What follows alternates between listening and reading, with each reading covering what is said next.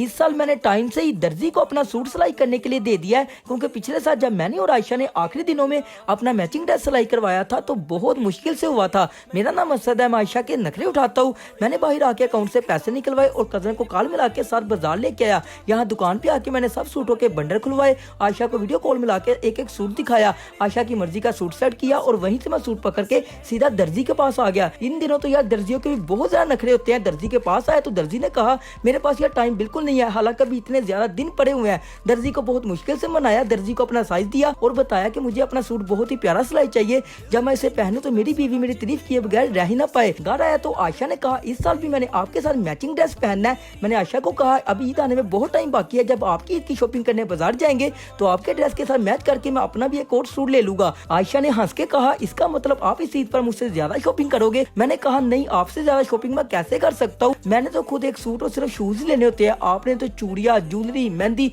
पता नहीं क्या कुछ लेना होता है।